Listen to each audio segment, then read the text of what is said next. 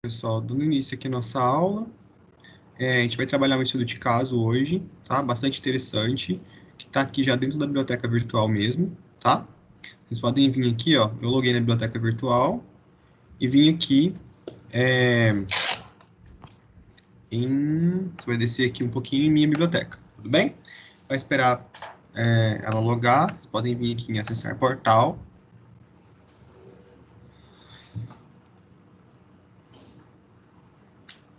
Vai esperar ela carregar um pouquinho.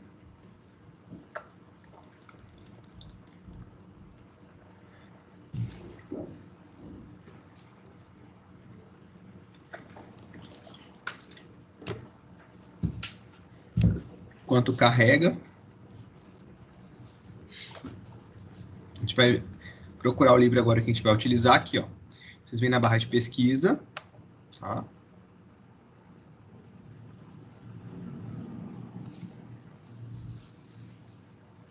Vou digitar aqui enfermagem. E aí, vocês vão clicar em exibir todos os resultados e procurar por esse livro aqui, ó, enfermagem pelo método de estudo de caso. Vou clicar nele que já apareceu a opção.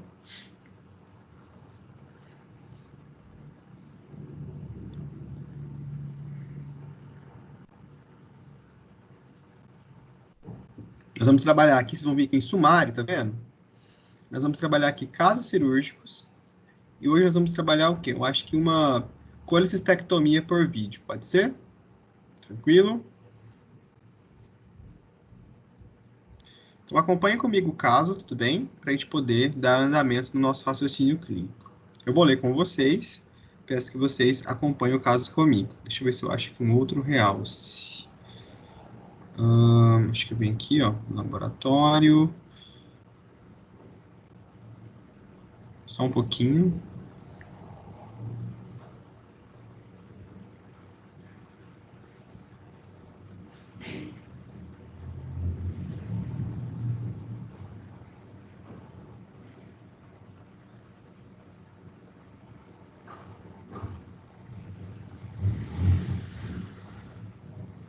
Deixa eu fazer aqui um novo bloco de notas.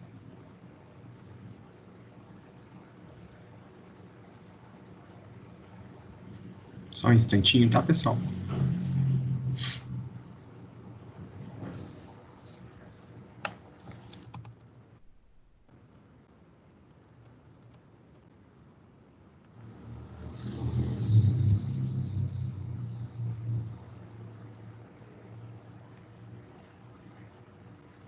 Bom, vamos lá. Eu vou abrir aqui o bloco de notas do lado para a gente poder fazer algumas observações. Ou eu vou construindo aqui junto com vocês mesmo, eu acho que é possível. Deixa eu ver se eu consigo. Entendi. Beleza.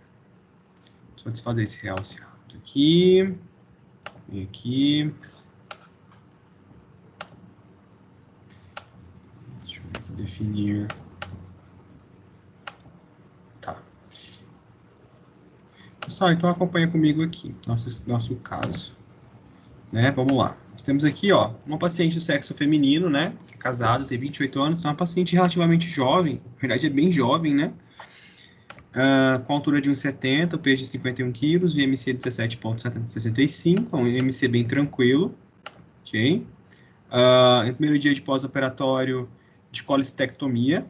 Para quem não sabe o que é colecistectomia, é retirada da vesícula biliar, né? Aquela estrutura, a estrutura que fica anexa ao fígado, tudo bem? Então, nós vamos dar continuidade aqui nesse caso. Então, olha só, ela fez uma colecistectomia. E a gente pode observar que, junto com essa colecistectomia, ela acompanha uma colangiografia. Essa colangiografia, pessoal, ela é um exame, tá? Que é bastante importante para poder observar ali, por exemplo, o ducto colédoco, tá? Que vai fazer a interligação entre a vesícula biliar e o fígado. Vamos dar continuidade. Ela fez essa colecistectomia com colangiografia por vídeo, né? Sob anestesia geral balanceada. Olha só que interessante, nós trabalhamos aqui né, as duas interações de anestesia geral balanceada. Então, ela fez, a princípio, o anestésico, né? Ela fez o anestésico baseado aí na parte mista, que nós já trabalhamos isso, certo? Então, ela fez aí endovenosa e inalatória, isso aqui a gente trabalhou na parte anestésica, né? A gente pode ver aqui na história pregressa dessa paciente que ela possui também um antecedente de parto cesariana, então, na parte que nós constituímos a proporção aí de investigar a anamnese dessa paciente, então ela não teve nenhum tipo de, propriamente dito, algum tipo de reação alérgica, porque ela já teve um parto cesariano, então ela não tinha reação alérgica anestésica. Observando aqui também, nós podemos observar o seguinte, que há 4 meses ela realizou anestesia epidural, procurou um pronto atendimento por conta de dor abdominal, contínua e intensa com irradiação para as costas, cerca de 1 hora. Então, isso aqui está contando a causa que ela fez, né, para poder buscar o pronto atendimento por conta dessa cólica de vesícula. Não teve febre, né, usou de medicamentos e apresentava-se ansiosa por deixar as filhas pequenas e não pôde amamentá-las. Então, pensa, gente, é uma puérpera, né, com a condição aí de cólica de vesícula. Foi realizada medicação analgésica por via endovenosa, fez uma ultrassonografia, identificou a litise vesicular. Olha só a pedrinha, né? Identificou aí a pedra na vesícula com sinais de agudização, ou seja, sinais de agudização é uma consequência em que está doendo, o início inflamatório está persistente e, consequentemente, precisa de um tratamento imediato. Né? Inclusive, quando a gente tem esses sinais de agudização, né, entra-se os sinais logísticos a princípio. Então, os sinais logísticos que nós podemos evidenciar aqui, a princípio, na vesícula biliar, é o edema. Né? Então, a vesícula biliar está inchada e precisa ser tratada. Então, aí o médico vai solicitar agora o hemograma, vai pedir exames específicos a nível hepático, para a gente poder observar, a princípio aí, até que ponto essa vesícula biliar tem de chances de ser retirada ou não ser retirada. Então, olha só, a princípio, os exames laboratoriais revelaram o quê? Uma leucocitose, né? Um aumento de leucócitos aí por conta dessa inflamação. Isso é muito esperado. Né? Ele está com desvio à esquerda, porque junto com esses leucócitos está sendo levado ali... Quando eu falo leucócitos, no sentido geral, né? Eu entro com neutrófilos, eu entro com basófilos. Inclusive, os basófilos eles estão sendo gerados uma proporção maior, por isso que a gente coloca assim desvio à esquerda, que é um laudo biomédico, né? Vai estar assim no exame. Houve o aumento do TGP, né? Que é a transaminável glutâmico pirúvica, que o TGP, né? A gente pode colocar aqui, ó, TGP e TGO, tá? Só para a gente poder lembrar, ó. São proteínas, pessoal. Elas são proteínas hepáticas, tá? Mas elas têm uma correlação bem específica com o funcionamento do rim, tá? O funcionamento no sentido assim, a princípio, se eles estão sofrendo algum tipo de problema, tá? Então, ó, as transaminases, que é a TGO e a TGP, ela detecta problema no fígado, ok? Então, o que eu tenho que acontecer? Quando a gente não tem problema no fígado, as transaminases, que é o TGO, que é a pirúvica, né, e a oxalética, que é o TGO e a TGP, a pirúvica, não podem dar o que? Anormais, né? Então, olha só, a gente pode observar aqui que a TGO ela pode ser representada aí por GOT, né? A TGP por GPT também na sigla em inglês, e elas são contidas dentro das células do fígado. Então, a partir do fígado, quando o fígado tiver algum problema, essas células vão cair na corrente sanguínea. Então, significa que quanto mais problemas eu tenho, né, em relação às células hepáticas, consequentemente, mais TGO e TGP eu vou liberar concomitantemente. Então, quanto maior estiver elevado o nível de TGO e TGP, significa maior rompimento de células hepáticas, uma vez que essas proteínas ficam dentro do fígado, tá? Então, olha só, o TGO, que é a transaminase oxalética, ela fica não somente no fígado, ela está em outros órgãos também ou tecidos, né? Como coração, músculo, rim e cérebro. Então, o TGO, ele é o cara, eu sempre coloco assim, TGO, o cara, ele está em outros locais, tá? Essa proteína. Então, às vezes, o TGO não quer dizer especificamente uma lesão hepática. Agora, o TGP, ele já é uma lesão hepática evidente, tá? Então, TGP é para o fígado e TGO, consequentemente, ele tem aí uma característica distributiva dessa proteína no rim, no cérebro, nos músculos, no coração e também no fígado, tá? Então, olha, observem só que os valores de TGO, que é o específico não, que é o que está, né, distribuído em outros tecidos, ele pode variar de 54 unidades por litro de soro, né, e TGP de 7 a 56. Vamos ver quanto é que deu da nossa paciente. Ó, nossa paciente, o TGO dela chegou a estar 84, que é o geral, que vai estar ali pegando a proporção de rompimento de proteína do cérebro, dos músculos esqueléticos. Agora, o TGP dela, lembrando que a referência é até 56, ela está com um TGP de 70, tá? Então, que é esse, perdão, é esse aqui, ó. Não, perdão, pessoal, li errado, ó. O TGP dela deu 84, isso, então TGP deu 84, e o TGO 70, então o TGP dela tá alto, ó. Se a gente for levar em consideração que um TGP, né, que é o específico do fígado, é até 56, o dela tá 80, então é uma consideração a ser observada em questão de alteração de exame, tá? Outros exames também que são verificados na questão hepática é a gama-glutamiltransferase, que é a gama-GT. A gente pode até colocar isso aqui para a gente poder dar uma trabalhada um pouquinho aqui na internet, ó. Né? O que significa gama-GT, né? Aqui, ó, gama-glutamiltransferase. Vamos ver aqui um pouquinho sobre isso aqui. Ó, ela também vai detectar o quê? Ó, problemas no fígado ou obstrução biliar, tá?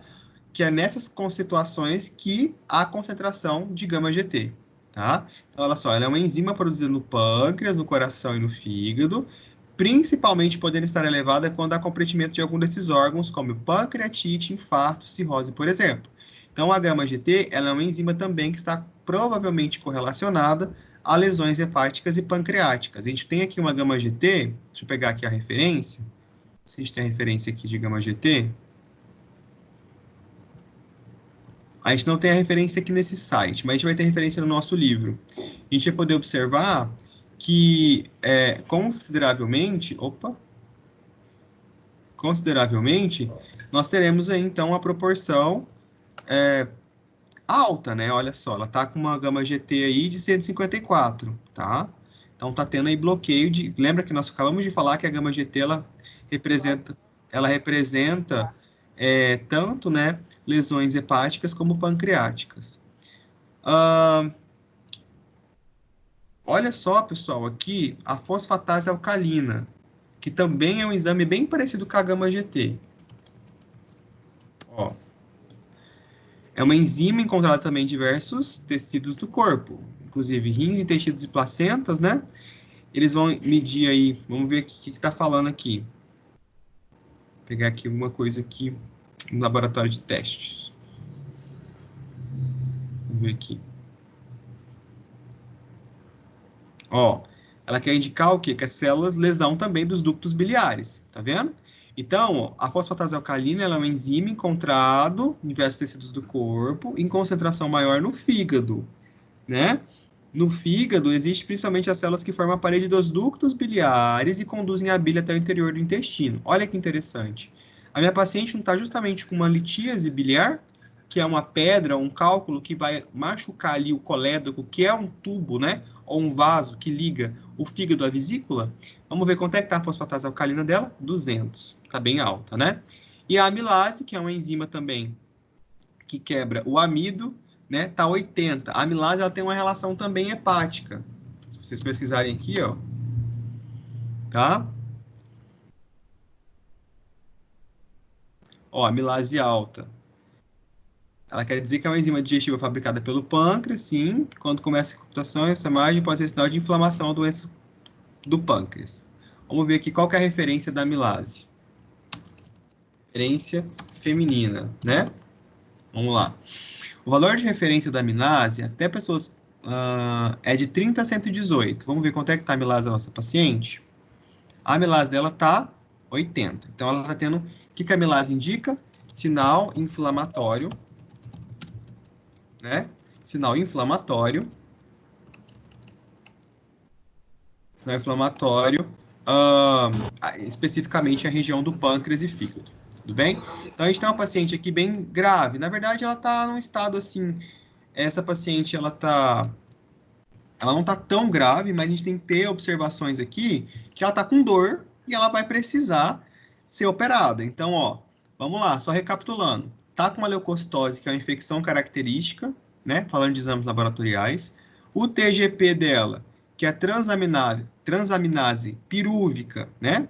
Transaminase glutano pirúvica dela. O TGP é o específico do fígado, aquela enzima que só vai acontecer no sangue quando o fígado está sendo machucado. Está 84. O TGO, que também é uma enzima específica do fígado, mas tem em outros tecidos, tá 70. Ele não tem tanta relevância quanto o TGP, tá? A gama-GT, que é a gama-glutamiltransferase, que também é um tipo de enzima liberada pelo fígado e pâncreas, está alta, tá? Tá indicando também um processo infeccioso.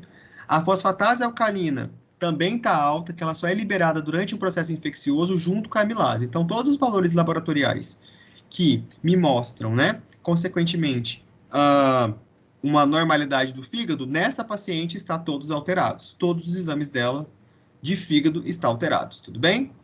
Então, inclusive, a gente pode até colocar assim, ó, exames laboratoriais, colocar todos os exames que foram solicitados aqui, né? Foi solicitado, então, um hemograma completo, né? Consequentemente, gama-GT, TGO, TGP, fosfatase alcalina e amilase. São todas essas referências, ok? Então, até deixei salvo aqui nos exames laboratoriais para a gente poder lembrar quais são as principais referências de exames que nós temos, né, que avaliar em um paciente que tem aí uma queixa, uma deixa de colelitise, tá? Lembrando que essa paciente, ela é puérpera ainda, ela está amamentando, então ela tem uma série de consequências de sensibilidade nesse corpo. Dando seguimento aí, nós conseguimos observar que foi realizado o tratamento cirúrgico, ela foi encaminhada para a cirurgia, né? Inclusive está aqui escrito isso, né? Que ela é uma paciente de pós-operatório de colecistectomia, com a colangiografia por via de vídeo. Beleza, ok, a gente acabou de ver isso. Vamos voltar aqui um pouquinho. E aqui, no caso, vamos observar aqui. No período pós-operatório dela, quando ela foi para o quarto, ela tem que iniciar uma dieta leve, via oral, teve forte dor, teve distensão abdominal, foi colhido exame laboratorial novamente que identificou o aumento das enzimas. Olha só, a amilase dela estava 80, aumentou para 150. Se eu levar em consideração que a amilase também, né, ela é um indicativo, ela é uma enzima que só é aumentada no sinal do corpo quando o pâncreas ou o fígado está doente, então isso aqui faz sentido por conta da manipulação. Então, pensem, na hora que foi retirar a vesícula, manipulou o fígado, manipulou ali, né, alguns tecidos pancreáticos próxima do ducto, na verdade, ducto pancreático, que é ligado na vesícula, né, houve manipulação, houve ali ferimento por via do cirurgião, não intencional, mas a própria manipulação, o corpo entende como se fosse um ferimento anormal, né, a manipulação, ele aumenta essa probabilidade de liberação de enzima amilase. Então, isso aqui é esperado, viu, gente? O aumento da amilase, da lipase, é esperado, aqui ó, acabei de falar, por conta da manipulação cirúrgica. Então não significa que ela está num quadro de infecciosidade, e sim que é esperado, né, por conta da manipulação cirúrgica. Isso aqui tem que diminuir aí entre uns 4 a 5 dias até que esse organismo se recupere, porque uma cirurgia ela é extremamente invasiva, né? Inclusive o corpo responde dessa forma. Olha só, você viu que ela estava com uma prescrição com dieta leve, agora o médico solicitou reinício de jejum, tá? Então ela vai ficar ali com jejum por 2 dias de jejum, somente fazendo hidratação e reposição de eletrólitos com soro glicosado. Por quê? Se a gente fazer a introdução alimentar nela agora, a gente percebe que o pâncreas, né, e a própria bile já não existe mais, a própria vesícula biliar já não existe, foi retirada, mas o próprio conteúdo de bile, ele é jogado ali, introduzido na parte do duodeno, né? Se eu colocar a dieta nessa paciente com uma amilase alta, com a lipase alta, eu vou forçar ainda mais desses órgãos que acabaram de ser manipulados cirurgicamente.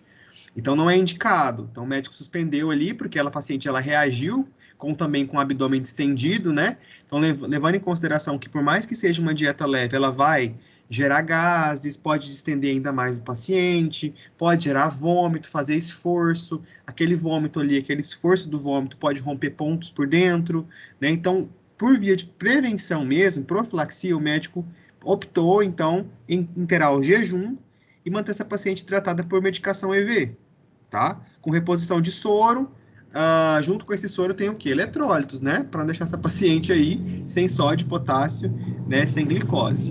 Então ela tá aí, ela tá fazendo aí a reposição de eletrólitos com soro glicosado, né? O soro glicosado mantém ela aí extremamente com energia, por conta das moléculas de glicose diluídas. Então, um soro glicosado de 1000, né? Com um cloreto de sódio de 20 ml e um cloreto de potássio. Então, o sódio de potássio nela está sendo reposto, né? Ela pediu 2 ampolas de cloreto de potássio, uma ampola de sódio, perdão, 2 ampolas de sódio, uma ampola de cloreto de potássio, né? Isso aqui é bem tranquilo, só que ela não vai comer nada, né, gente? Comer, a gente fala a respeito aí de algo sólido, até que ela melhore essa característica abdominal.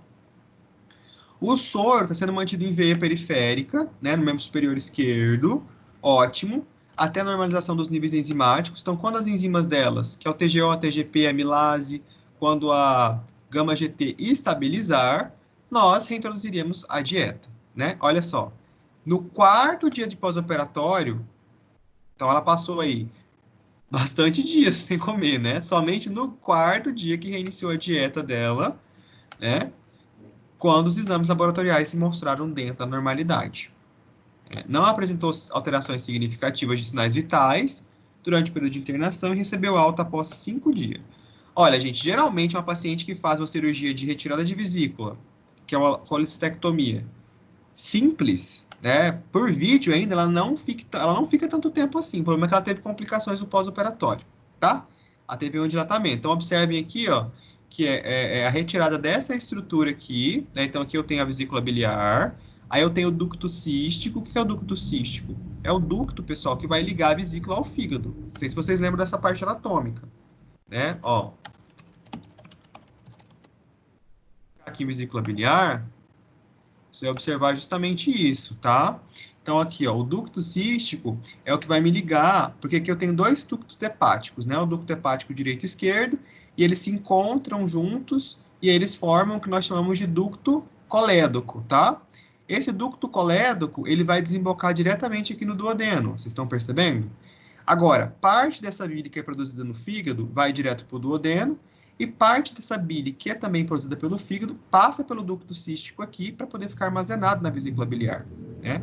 Inclusive, tem uma série de hormônios aqui que vão fazer a contração dessa vesícula biliar para ela poder espremer essa bile e depositar aqui no duodeno, né? Lembrando que a amilase, ela está sendo depositada pelo pâncreas, né? Aqui dentro, tá? E a lipase também. Então, o pâncreas, pelo ducto pancreático, também vai ter uma coleção de substâncias aqui na região do duodeno. O que ela retirou é essa estrutura toda, né? A gente pode observar aqui. Ó, aqui eu tenho o ducto cístico, que eu acabei de mostrar para vocês, que é essa estrutura aqui, ok? E a princípio, quando conseguimos observar que foi feita, então, a extração total, ó. Tá vendo? É feita aqui a extração total, retira e faz a ligadura do ducto cístico, né? Essa ligadura, gente, na verdade é o isolamento dele por pontos, né, por fio de suturas, para depois fazer aqui o descolamento ou o corte da vesícula em si, tudo bem?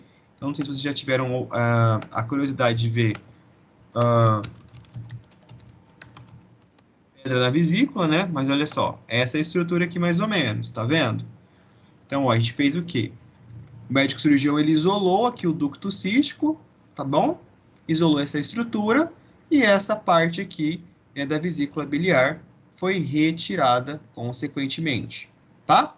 É isso. É interessante, inclusive, às vezes eles levam essa vesícula biliar aqui para o atomopatológico, para poder fazer uma biópsia, né, e consequentemente ver aí o que estava ocasionando na parte citológica da estrutura do órgão. Aqui, pessoal, é o que a gente acabou de falar do estudo de caso, ó. A dor que a paciente sente justamente quando a minha vesícula faz uma contração e ela libera o cálculo aqui no ducto cístico, e o ducto cístico, pessoal, ele não é feito para poder suportar cálculo, né? Ele já gera muita dor. Agora, imagine se esse cálculo desce aqui pelo ducto colédoco e, consequentemente, faz uma obstrução. dá problema.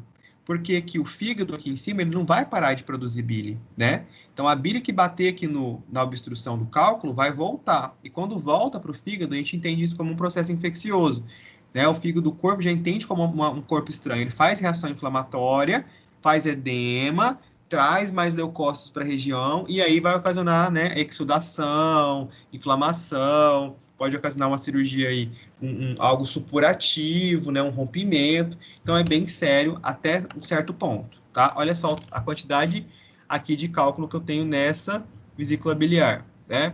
Então, assim, N cálculos formados dessa estrutura aqui, né? A gente tem uma dimensão muito grande de formatos de cálculos. Não sei se vocês conseguem observar aí, acredito que sim, né? Então, isso aqui são vesículas biliares que estão abertas com aí uma variabilidade muito grande de formação de cálculo, tá? O grande problema é quando esse cálculo, né, que é produzido aqui, ele faz a obstrução, né? Por exemplo, se ele vir aqui justamente no final do ducto colédoco, e é justamente aqui o colédoco, né, que faz a articulação aqui com o ducto pancreático, se ele fazer essa obstrução aqui entre os dois ductos, o suco pancreático que é produzido e aqui a bile que é conduzida até essa região, ambas vão voltar. E isso pode provocar uma pancreatite e ainda, consequentemente, uma hepatopatia, né, com inflamação aí do órgão do fígado. Tudo bem? Bom, dando continuidade, nós podemos observar aqui, vamos ver aqui é retirada, né, descolamento e retirada, ou seja, quando a gente fala de descolamento, né, ou retirado, nós chamamos, lembra dos tempos cirúrgicos que eu trabalhei com vocês na sala de aula, né, que é, a primeira é exérese, né, então olha só, o nome aqui é uma condição de terminologia cirúrgica, dos tempos cirúrgicos. Depois, a gente tem que ver aqui a prescrição médica dessa paciente. Vamos dar uma olhada aqui o que o médico prescreveu a princípio. A dieta leve foi prescrita, porém foi adiada, né? Foi adiada porque a paciente ela foi submetida a um abdômen estendido, né? Ela teve uma náusea, então aqui foi adiada e manteve jejum até segunda ordem. Vamos colocar aqui. É muito comum isso que acontecer, gente. Pacientes com cirurgias gástricas, né, intestinais, têm uma variabilidade de resposta muito grande.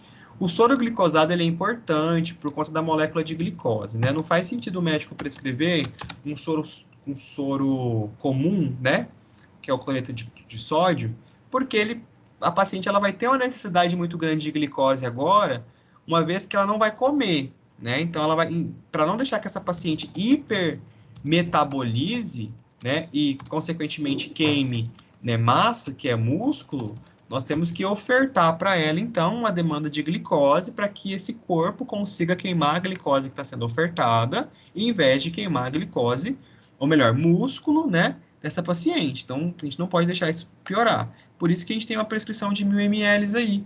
Não podemos esquecer de anotar no balanço hídrico, caso essa paciente esteja na terapia intensiva, né, que é as entradas e saídas dessa paciente. Muito importante isso o tempo todo, para mim ter esse controle.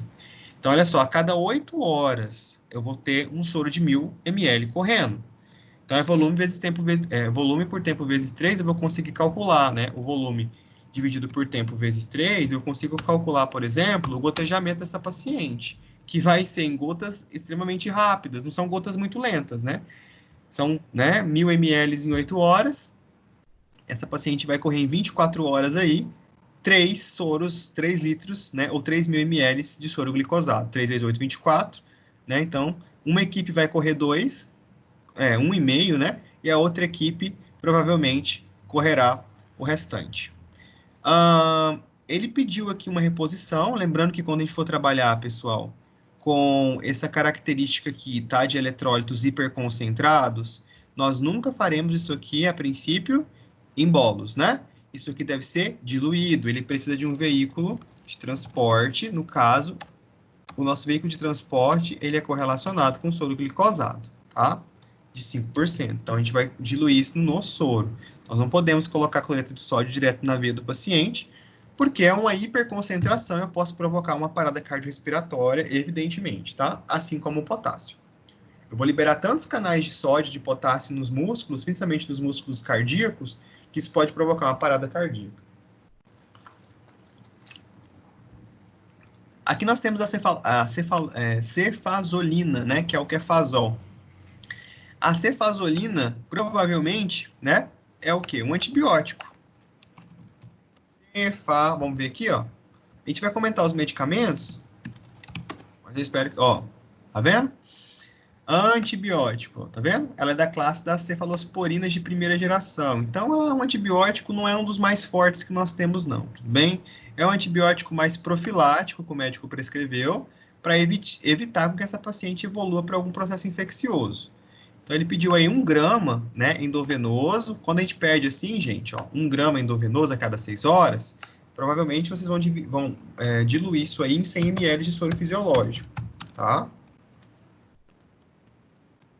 É interessante a gente deixar claro aqui que se é a cada 6 horas, né, e a gente começar isso aqui no começo do plantão, vamos pôr aqui que a gente vai começar agora, às 19, né, nós vamos abrir, então, o horário para isso.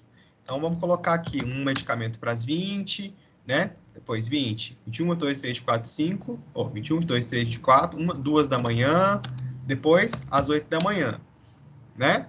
Então, olha só, a gente tem duas vezes aqui a equipe de técnicos, a minha equipe, né, tem que ficar atenta a essas medicações. Depois, checar essas medicações, né, olha só, tá vendo? Conforme o encaminhamento desse processo do plantão. Então, sempre que vocês observarem, assim, as questões de horas, que é a frequência da administração do medicamento, caso não saia o horário na frente ou saia um horário errado, nós, enfermeiros, temos que corrigir isso aí para posteriormente fazer essa medicação ser aplicada da forma correta. O omeprazol nós temos aqui um protetor gástrico, né? Então, ele geralmente é feito uma vez por dia. Que horas? Às 6 da manhã, tá? Então, geralmente, isso aí quem faz sempre é o plantão da noite, encerramento, nós que fazemos, porque ele é um protetor gástrico. E esse protetor gástrico, ele é interessante ser feito em jejum, tudo bem? Porque ele vai reduzir bomba de prótons. Ele vai reduzir o que aí? Ele vai diminuir a quantidade de hidrogênio circulantes ali pelas células que produzem o suco gástrico.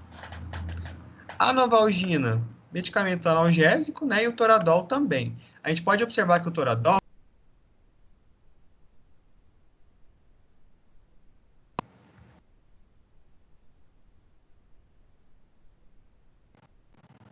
aqui. Ó, toradol é um anti-inflamatório não esteroidal. Opa, é como se fosse, pessoal, Toragesic, dos anti-inflamatórios. Olha só, então, aqui. Esse toradol que ele pediu, 30 miligramas EV a cada 8 horas, né? É um analgésico não esteroidal. É um corticoide, tá? É um AINES, analgésico, anti-inflamatório não esteroidal. A gente tem que lembrar que esses medicamentos aqui são extremamente fortes para a via hepática, tá? Renal. Então, ele pediu aí de 8 a 8 horas, a gente tem que levar em consideração também que a paciente é uma paciente também jovem, de 28 anos, mas não podemos esquecer que a paciente também amamenta. Tudo bem que agora ela não está em amamentação, inclusive um dos cuidados de enfermagem é se atentar a isso, porque essa paciente ela vai estar em amamentação, assim, produzindo leite, né? Então, ali tentar fazer aquela ordenha para que não aconteça uma mastite posterior. Então, tem uma série de cuidados que a gente tem que observar com isso. Por isso que também ela tem que ser mantida com tanta hidratação de soro, porque é importante ela não desidratar, porque aquele leite tem que ser produzido, né? E tem que ser extraído também.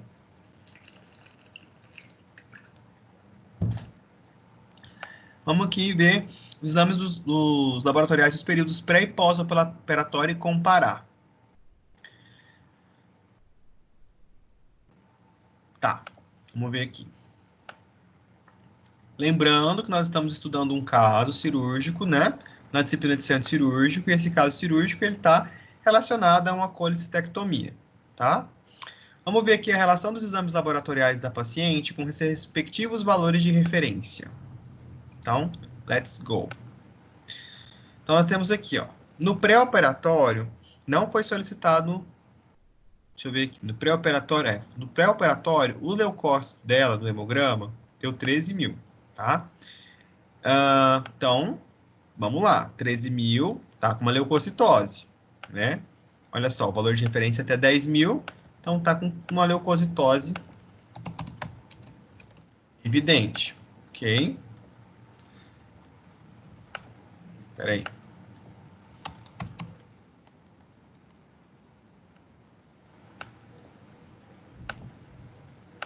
Isso, ó. Leucocitose, tá? Acabei de colocar aqui. O TGP dela, TGP a gente pode lembrar que é o quê? É o específico do fígado. Enzima específica do fígado. Ok? TGP. É a transaminase pirúvica, tá? Se eu levar isso em consideração, ó, no feminino é até 31, dela tá 84. Tá discrepante. Isso no pré-operatório, tá? O TGO da paciente, que não é aquela enzima específica, ela tem no cérebro, no coração, tá? Tá 70. A gente tem que levar mais em consideração o TGP. A gama-GT que indica processo infeccioso ou inflamatório no pâncreas e no fígado tá alta. Ó, tá 100 unidades por decilitros altas acima, 154, normal é 55. Fosfatase alcalina também, que é uma enzima, né? Liberada que mostra ali rompimento ou lesão hepática, tá altíssima dela, tá o dobro do valor de referência máximo. Né? A amilase também, que é uma enzima que só é liberada em condições, né, em excesso, em condições de processo inflamatório. Então, a amilase dela tá 80, é até 220. A princípio, no pré-operatório tá 80, tá normal. Depois a gente pode observar que ela sobe um pouquinho para 150, né? Isso é porque, gente, acontece. Porque a gente teve, como eu acabei de falar, a manipulação cirúrgica do órgão e da cavidade. Então, aquela manipulação cirúrgica, consequentemente, gera um aumento aí desses exames. Então, o que a gente tem que fazer de priorização no exame físico dessa paciente, né? Nós já sabemos aí que essa paciente fez uma cirurgia videolaparoscópica, né? Ela teve aí um cálculo da vesícula, que é uma litise, né? Ou melhor, a gente chama agora isso de colelitise, a princípio, né? Que é o cálculo na vesícula. Ela teve ali, na fase aguda, bastante dores que foram encaminhadas para a região lombar, né? Lembrando que ela é uma puérpera.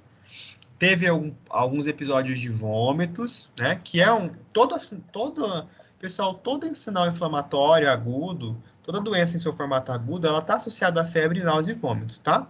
Isso é muito comum. Por exemplo, uma cólica renal, as pessoas também têm, que é a nefrolitíase, né? Náusea, vômito e também muita dor na cavidade lombar. Por isso que é importante ela ter feito, né? A ultrassonografia assim como ela fez, tá? Vamos ver aqui o que a gente tem que priorizar no exame físico dessa paciente enquanto enfermeiro. Tá? Na propedêutica de inspeção,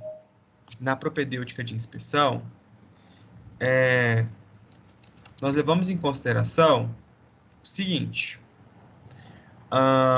na inspeção do abdômen dessa paciente, tá? O que nós temos que achar de anormal? Ou, perdão, de normal. O abdômen tem que estar plano, né, simétrico e íntegro. Tá? Às vezes, quando eu falo abdômen plano, não é um abdômen assim 100%, né, trincado, não é isso. É um abdômen plano que não tenha sinal de processos aumentados. Vamos ver o que a gente consegue achar na inspeção dessa paciente de achados no caso. Então, no pré-operatório, a gente achou aí, né, uma paciente extremamente inquieta, agitada, ela estava em posição, ela não conseguia se colocar em uma posição confortável por conta da dor, né, dor abdominal muito intensa. O abdômen dela estava plano, como a normalidade, mas rígido. E um abdômen rígido indica o quê? Dor, né, pessoal? Tá rígido, tá doendo, então a musculatura ela tem a fazer uma rigidez. No pós-operatório, a paciente já estava ao contrário, mais calminha, tinha uma leve distensão abdominal, isso porque a gente teve manipulação cirúrgica, toda vez que mexe, então, dentro do trato gastrointestinal, né, vai ter um aumento de gases, por exemplo, né, consequentemente. E ela tinha 4 pequenas incisões abdominais, isso por conta da função aí, né, da perfuração por conta da vídeo, né, cirurgia cervidiolaparoscópica. Não tinha sinal inflamatório, ótimo, ótimo, ótimo. Tinha uma dorzinha no ombro, né? Essa dorzinha no ombro, pessoal, que ela apresentou aí, ó, é por conta de quê? Irritação do nervo frênico, né? E do peritônio diafragmático causado pelo gás carbônico. Então, isso é meio que um efeito anestésico colateral, ok? a gente poder colocar aqui, ó, nervo frênico, a gente vai conseguir observar que esse nervo é que faz justamente essa conjuntura, tá? Da minha parte do mediastino, entre o pescoço e a respiração, tá?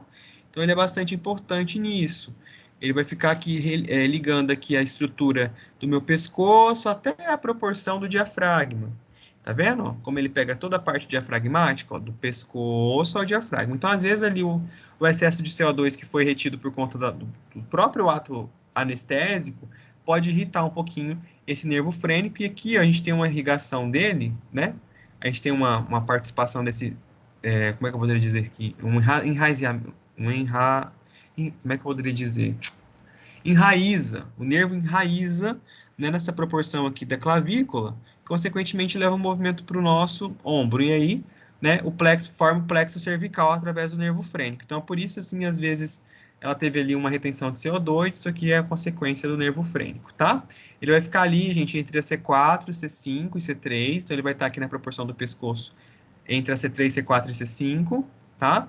E vai fazer uma dimensão até a parte aqui do diafragma, ok? Ele é bastante importante essa proporção. Por isso que ela está fazendo analgésicos também, né? Logo, logo, esses analgésicos vão auxiliar no processo de diminuição dessa dor. Na palpação, pessoal, olha só que interessante, né? Uma palpação abdominal, ela não pode ser normalmente indolor, né? Então, a gente sempre, inclusive, faz a palpação depois da ausculta, porque a palpação, ela pode alterar tanto a ausculta quanto a percussão, ela pode alterar os sons intestinais. E existe um sinal chamado sinal de Murphy, né? Que eu vou comprimir o ponto cístico e ver se esse paciente ali vai sentir dor, né? O sinal de Murphy, né? A gente pode até colocar aqui, sinal de Murphy. Ó, a gente faz a compressão, tá vendo? A gente comprime aqui, ó, o ponto cístico do lado direito. Então, a gente pede para o paciente respirar fundo e faz uma compressão, tá? Vocês querem assistir? Eu acho que tem como assistir. Acompanhe comigo no vídeo. Você está cansado de virar as páginas do seu livro para aprender anatomia? Está cansado de hábitos e flashcards com respiração? Sinal de Murphy. Posicione os dedos da mão direita sobre o reforço frontal no ponto onde a borda lateral do pé do radiocrotal. Permite ao paciente sua respiração em grau de hipersensibilidade. Cometa o computador da voz.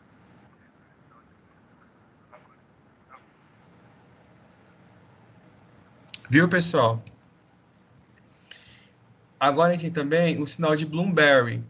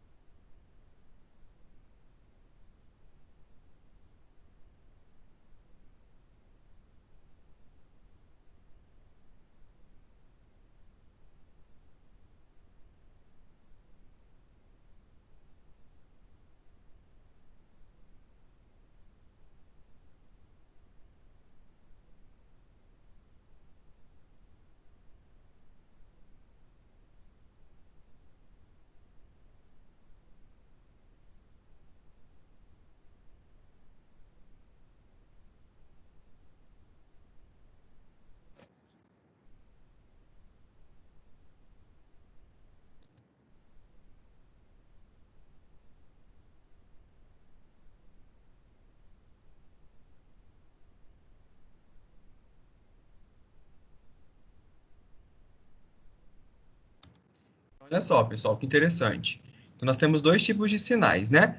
O sinal de Murphy, que é esse sinal aqui, ele é um sinal que está indicando o quê? Colelitíase, tá? Então, a colelitíase, ela é mais evidenciada na compressão do quadrante superior direito. Então, você vai pedir para o paciente respirar fundo, pressionar e soltar rapidamente. Esse é justamente o quê? Uma pressão no ponto cístico. O que é o ponto cístico? Ali do nosso ducto cístico da minha vesícula biliar que eu vou estar pressionando. Então, inclusive, eu preciso pedir para o paciente prender a respiração, respirar fundo e prender, para mim poder alcançar com a minha mão lá, né? E soltar. Se isso tiver dor, consequentemente, o sinal de Murphy é positivo para colelitíase. Já o outro sinal aqui, que é o sinal de Bloomberg, ele é um sinal que a gente pode observar no quadrante inferior direito, né? Que vai estar, é um sinal feito no ponto de McBurney. O que é o ponto de McBurney?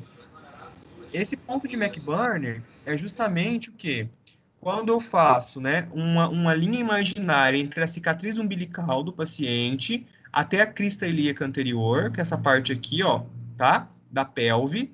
E aí eu tenho um ponto entre essas duas estruturas. O que que eu vou fazer aqui? Eu vou comprimir isso aqui rapidamente e soltar rápido. Se o paciente erguer uma das pernas ou ter queixa de dor nessa região, no meu ponto de McBurney, significa que o sinal de Bloomberry foi positivo para apendicite. Então, a gente tem duas estruturas diferentes. Isso que é bom vocês saberem, tá? Vou até anotar aqui no livro para vocês, ó. Então, olha aqui. Sinal de Murphy, tá? O sinal de Murphy, ele é uma compressão, vamos colocar aqui, é uma compressão do ducto cístico. E o ducto cístico, ele é avaliado na onde? Na vesícula biliar. Tá? Então, você vai comprimir justamente isso aqui, ó. Você vai comprimir isso aqui. Vamos lá. Ó, você está comprimindo esse ducto cístico aqui. Essa estrutura aqui, ó. Tá? Cadê o ducto cístico? Aqui não tem na imagem. Aqui tem. Tá? Bem aqui essa estruturinha. Então, quadrante superior à direita, respira fundo, prende a respiração, compressão. Sinal de Murphy. Tudo bem? Doeu é sinal de Murphy, positivo. Agora, o Bloomberry, pessoal, o sinal de Bloomberry, vocês precisam fazer ele, que é no quadrante inferior à direita, na tentativa de verificar o quê? A apendicite aguda. Só que para você fazer o sinal de Bloomberry, você precisa fazer o quê? A localização anterior do ponto de McBurney. E esse ponto de McBurney é justamente, né, o ponto situado aí, ó, entre a cicatriz umbilical e a crista ilíaca anterosuperior, tá? Observem aqui que é justamente nesse pontinho vermelho que é o ponto de McBurney, ó, tá? Essa estrutura aqui, sempre do lado direito, essa estrutura aqui. Quando você localiza o ponto de McBurney, aí você tá vendo aqui que é justamente onde tem o seco, a região inicial do nosso intestino grosso, que você vai ter então a confirmação, ó, né? Conforme você faz aí a prensa, né? A compressão, você solta. Se o paciente tiver dor, significa que o sinal de Bloomberry é positivo. Então, o paciente está com apendicite. Tudo bem? Então, só para a gente poder lembrar a diferença do ponto de McBurney, sinal de Murphy e sinal de Bloomberry. No caso de colelitíase aguda, nós utilizamos sinal de Murphy. E no caso, então, de apendicite, o Bloomberry vai ser positivo. Certo? Então, ó, como a gente pode observar, essa paciente, ó, ela apresentou sinal de Murphy positivo. Né? Isso aqui significa o quê? Que ela apresentou, né, no exame físico, positividade para, fisicamente falando, uma possibilidade de uma colelitíase, né?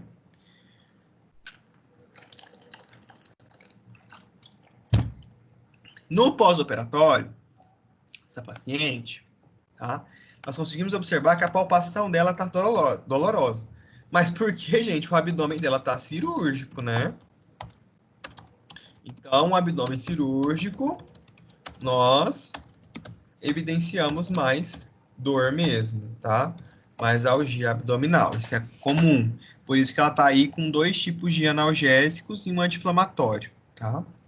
A percussão da paciente no pré-operatório, né? É normal, nós ouvimos o que num paciente que está sem presença de algum tipo de sinal inflamatório? Timpanismo, né? E a maciçez ou submaciçez. Esse timpanismo aqui, a gente ocorre aí ao escuta dele. Na verdade, a gente escuta, né? Escuta a percussão desse timpanismo, porque a gente está aí percutindo o quê? Órgãos ocos. Então, é normal você escutar um tum, tum, tum, tum. Caso você escute um tum mais pesado, significa que essa cavidade oca pode estar aí comprometida com algum tipo de material líquido ou sólido, que consequentemente pode ser até mesmo fezes, né? Enfim,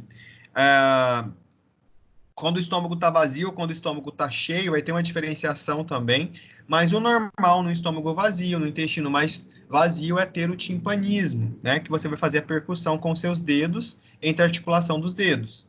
Já a ausculta e o som, na verdade, a presença de som, né? A escuta de som de maciçez a submaciçez são os órgãos mais duros, como, por exemplo, aí o baço, né? O fígado, né? Ou quando o meu intestino está preenchido por fezes. Então, a gente vai ter um som mais maciço. Nessa paciente que nós observamos aqui no pré-operatório, né? Ela estava com a percussão adequada. Que bom, né? Até porque a vesícula não tem uma diferenciação na percussão quando ela está em processo de litíase. No pós-operatório, a gente já observou já nessa paciente um abdômen timpânico, todo ele. Por quê?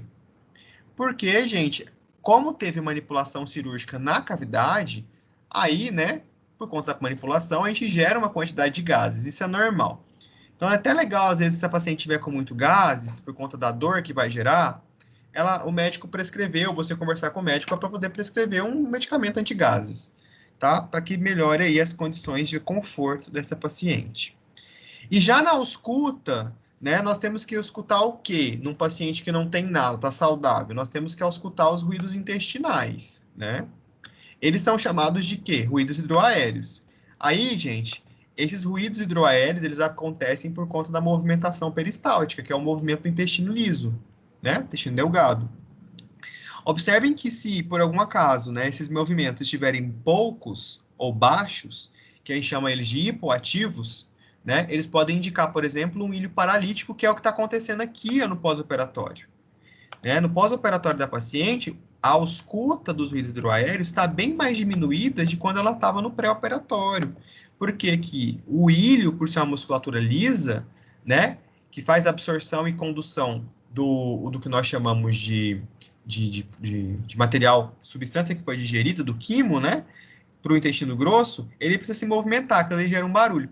Como a paciente teve um contato, né? Ela teve que fazer uma anestesia mista, conjugada, então ali o anestésico ele dá uma paralisada no intestino, né, por alguns 2, 3 dias, até que aquela anestesia geral seja totalmente absorvida, eliminada, e aí começa a ter os parâmetros normais, tá? Então é a diferença aí. Vocês podem fazer a ausculta nos quadrantes, aí vocês têm que lembrar e correlacionar, né, com a disciplina de fundamentos semiológicos e fazer a ausculta dos quadrantes dessa paciente para poder identificar. Então, cheguem sempre no campo prático de vocês e avaliem, pessoal, quando vocês estiverem no estágio supervisionado, avaliem sempre o exame físico do paciente, tá? Isso é essencial para que vocês criem prática no serviço de vocês. Senão, vocês não vão conseguir ter prática. Então, pegou o estetoscópio lá, vai fazer a ausculta dos quadrantes, né? Os quadrantes tão famosos, né? Então, a gente vai fazer sempre aí, ó, em movimento circular, né, no sentido horário, e vai fazer a ausculta aí desde os meus hipocôndrios, né, direito e esquerdo, flanco direito e esquerdo e região de fossa ilíaca, região aqui do epigastro, mesogastro e hipogastro, só que a gente vai fazer sempre em sentido horário, né? Começando aqui pelo hipocôndrio direito, fazendo isso aqui, ó, um círculo, né, e tentando identificar os sons intestinais que, a princípio, né, serão aí chamados de ruídos hidroaéreos. Paciente em pós-operatório, é muito comum ter ruído hidroaéreo diminuído. O que é esse diminuído? Você vai auscultar ali em torno de 1 minuto por quadrante. Você vai ter ali uma tendência de 1 ou 2 ruídos só. E pacientes com um tipo de problema intestinal, vamos supor, a nível de diarreia, né, uma infecção, uma virose, ou até mesmo algo mais sério no intestino, que provoque diarreia, ele vai ter, então, movimentos peristálticos tão rápidos que os ruídos hidroaéreos dele, né, se chamará agora ruído hidroaéreo do tipo hiperativo. Tá hiperativo porque o intestino não para de se movimentar, consequentemente, aí, não para de produzir barulhos. Tudo bem? Então, isso é bastante importante para que vocês treinem no dia a dia de vocês, quando vocês forem para a prática no supervisionado. Primeira coisa é chegar no hospital, pega o esteto, faça exame físico, tá? Olha só. Aqui nós temos aqui uma correlação entre os resultados dos exames laboratoriais apresentados pela paciente, tá? Com colelitise aguda. O hemograma da paciente, né? A referência de 4 a 10 mil, ela estava com 13 mil. Isso aqui, gente, é lembrar um pouquinho de Morfo 4, né? Lá na parte do sistema imunológico.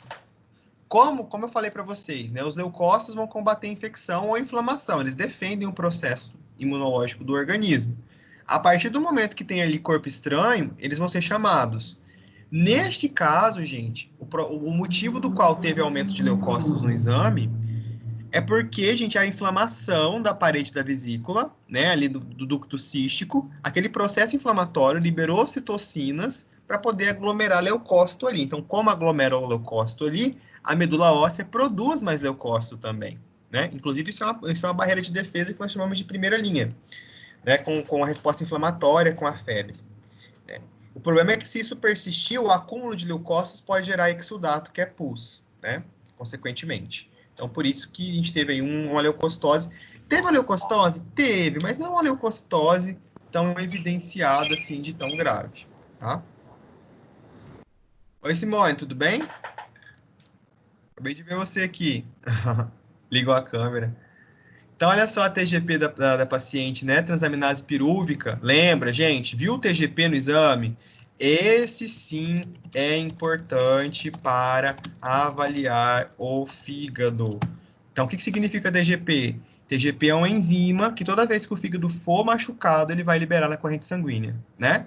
Às vezes o exame pode vir em formato de TGP, tem alguns laboratórios que liberam também em formato de ALT, não tem nenhum problema. É tudo a mesma coisa. Olha só, então, assim, gente, o TGP dela deu alterado porque a menina estava com lesão do fígado, né? Então, concentração aí de problema de lesão no fígado por conta do processo inflamatório do ducto cístico, que é justamente o ducto que liga a vesícula ao fígado ali para poder conduzir a bile. Por isso vocês têm que rever a anatomia quando tiver dúvida, inúmeras vezes. Promoveu, na verdade, né? O rompimento ali de alguns hepatócitos e aumentou o TGP dessa paciente, tá? Então, isso é bastante importante, a gente tem que saber avaliar exame nesses aspectos. O TGO, eu não vou bater no TGO, mas vocês sabem que o TGO aí, né, que é oxalético, né, a transaminase oxalática, oxalético, significa o quê? É uma enzima que é liberada quando a gente tem aí probleminhas do coração, no fígado, no músculo, nos rins, no pâncreas, algumas lesões. Só que a concentração dela liberada é bem baixa comparada a um TGP, tá bom? Então, assim, toda vez que eu tenho TGO ou TGP liberado na corrente sanguínea, eu sei que está tendo lesão em algum lugar, mas o TGP me indica uma lesão exclusiva do fígado. Já o TGO, ele é tão generalizado, ele é tão genérico, que ele pode me indicar também uma presença de necrose ou uma presença de problema em alguma outra estrutura. Então, ele não é um exame específico hepático, tá? A gente só faz isso para poder comparar um com o outro. Então, o nosso exame específico hepático sempre vai ser o TGP, o gama-GT, que eu falei para vocês, que a gente pesquisou agorinha, né? Que é uma enzima que está presente no fígado, né, nos rins e no pâncreas, mas ela está muito bem incorporada nos hepatócitos, ou seja, a gama-GT também está muito concentrada no fígado, e ela vai fornecer o quê? Diagnóstico de disfunção de hepatócito. O que significa isso? Fígado está bugando, fígado está doente, o hepatócito vai estar... O que é hepatócito? A célula que constitui o fígado. Se o fígado está doente, não está funcionando bem, o hepatócito não funciona bem, que é a célula dele. Consequentemente, ele vai começar a liberar uma enzima para o corpo para poder sinalizar que não está funcionando bem. Então, além do TGO, vai liberar o que nós chamamos de gama-GT, tá? Que é aí uma enzima específica, né, liberada e é bem elevada quando eu tenho distúrbios hepatobiliares. Então, não é somente algum distúrbio no fígado, né? Qualquer distúrbio que eu tiver, tanto no fígado, quanto no ducto colédoco, quanto no ducto cístico e na própria vesícula, então eu terei um aumento considerável, bem expressivo, tá? Aos níveis de gama-GT. O outro exame, o outro também que a gente comentou, fosfatase alcalina, né? Que é um exame aí que vai mostrar o aumento, né, de uma enzima. Essa enzima, ela é originada no fígado e no osso, tudo bem? Então, olha só, quando tem problemas hepáticos, que a gente chama de hepatopatias, o nível da fosfatase alcalina vai aumentar, né, em virtude aí da obstrução do trato biliar. Então, é sempre muito característico. Fosfatase alcalina, ela sempre aumenta quando eu tenho obstrução do trato biliar. Tá? Ela sempre aumenta. É uma característica aí da colelitíase. A amilase, pessoal, ela também é uma enzima, né? Que ela vai catabolizar o amido, ela é liberada ali na verdade, não o amido, né? Ela quebra ali o carboidrato em si. A amilase já entra em presença conosco a partir da boca, na saliva, nós possuímos moléculas de amilase, só que ela também é um marcador inflamatório. Vou até anotar aqui. Olha aqui. Ela também é um marcador inflamatório hepático, ok? Ela também é um marcador inflamatório hepático que consideravelmente, né, todas as vezes que o paciente tiver algum problema, tá? Tanto aí a nível hepático, tá? Quanto a nível pancreático, o nível de amilase vai subir. Então, a amilase sempre vai subir quando eu tiver consideravelmente, né, problemas hepáticos ou pancreáticos. Dessa paciente que nós estamos estudando, que é uma puérpera de 28 anos que fez uma colelitise, nós podemos observar o seguinte, que ela tem a amilase anormal? Ela tem, mas a amilase dela deu 124 e ela até 120, ou 220, né? O problema é que essa amilase aí aumentou um pouquinho, esse aqui é o valor de referência que eu estou selecionando aqui para vocês observarem, que vai até 220, né? O dela no pré-operatório estava 40 e poucos e agora no pós-operatório está 124, né? Por litros. Por que que deu um aumento assim considerável? Porque teve manipulação do pâncreas e no fígado na hora da cirurgia. Então isso é por conta, gente, da manipulação cirúrgica, né? Um problema assim, num paciente gravíssimo, um paciente com pancreatite, ele tem uma amilase de 250, tem amilase de 500, quer ver? Vamos observar aqui, amilase em paciente com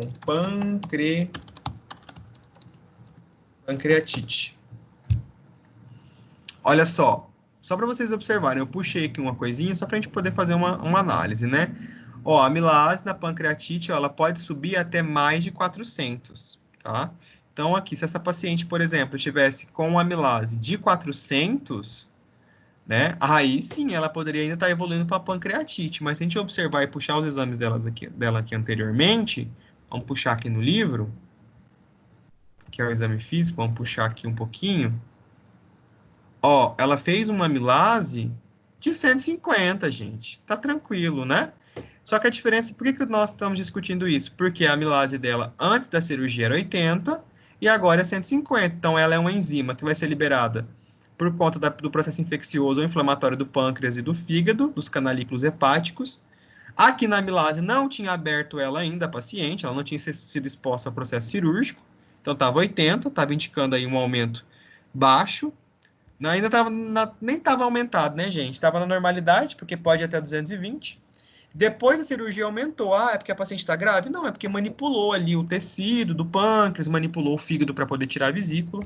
E aí a amilase responde como se fosse lesão, né? Mas mesmo assim, ó, só para vocês observarem que não é uma pancreatite, né? Como é tão característico de uma lesão. Mesmo aumentado, ainda segue abaixo do valor limite de referência. Então, consideravelmente, a paciente está tranquila. E aí a gente pode interpretar esses dados desta forma, tá? Então é importante que você saiba o que dizer sobre isso. Vou voltar aqui para frente.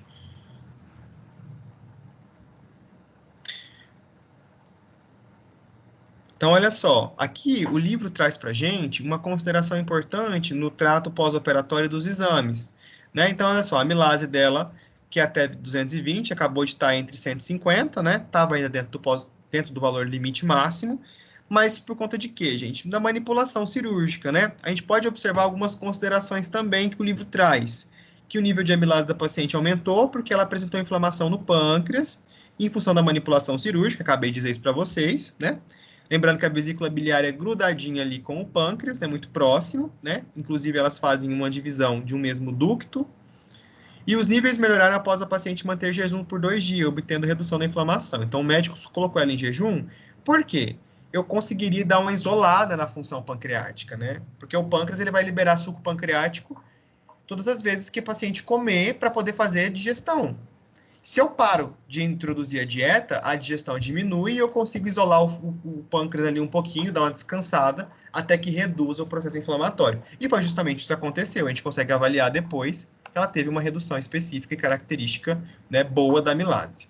A lipase, pessoal, que também eu não falei não, agorinha, vamos conversar dela agora. A lipase, ela também é uma enzima, uma glicoproteína, na verdade, tá? que vai ter aí uma correlação da transformação da gordura em ácido graxo e glicerol. Então, sempre funciona assim, gente.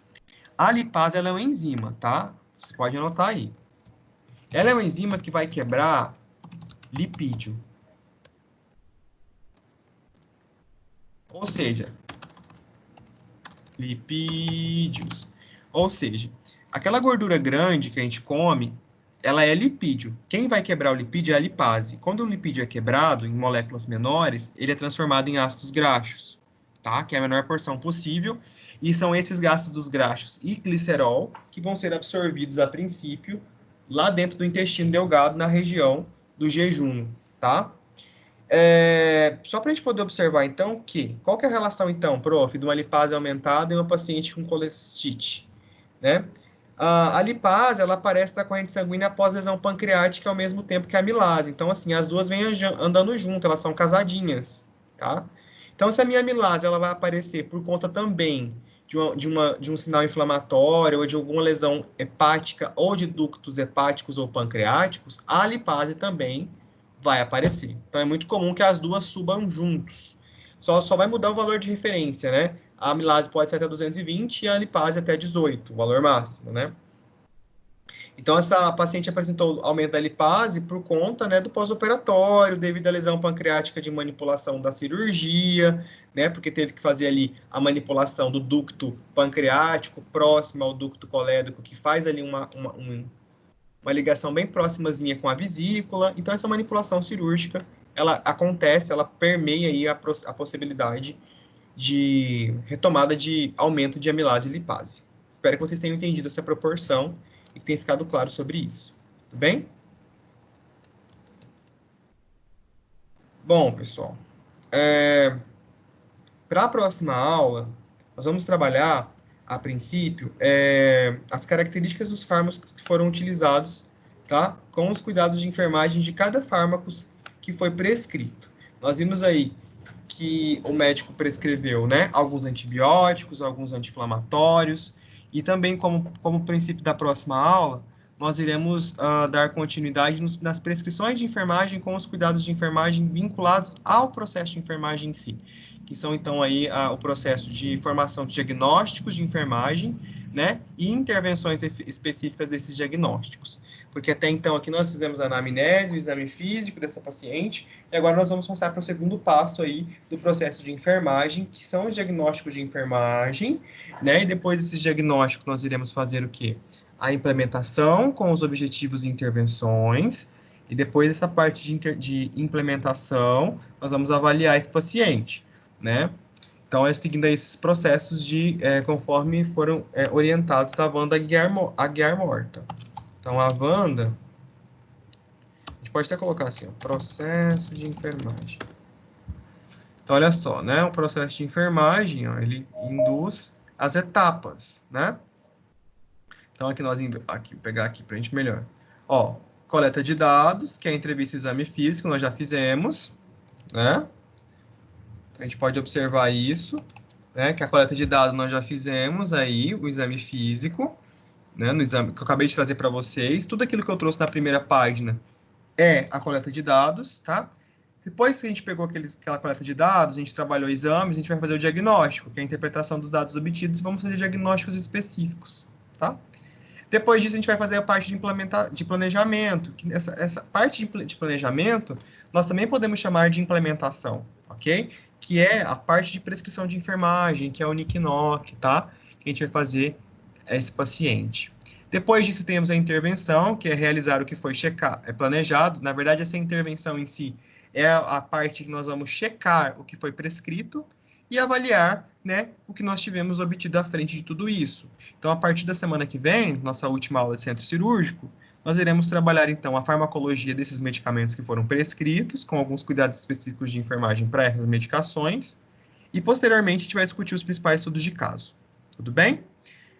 Por hoje, pessoal, eu vou parar por aqui. Espero que vocês tenham gostado da perspectiva de um estudo de caso extremamente importante para a prática profissional de vocês, né? Um estudo de caso muito relevante que acontece muito comumente na nossa prática, né? Eu já atendi vários pacientes com colecistite, né? Tanto no ambulatório quanto no pós-operatório, depois de cirurgiada. E espero que vocês, né, que não participaram, eu gravei a aula sozinho, possam estar assistindo posteriormente na casa de vocês. Tudo bem? Bom, espero que todos tenham um bom final de semana. Fico aqui à disposição de todos vocês. Caso precisem de mim, fico por aqui. Olha, tinha uma aluna. Bia, você tá aí, Beatriz? Peraí. Oi, professor. Uai, só tem eu na aula, tô aqui olhando. Você chegou agora, né? Aham.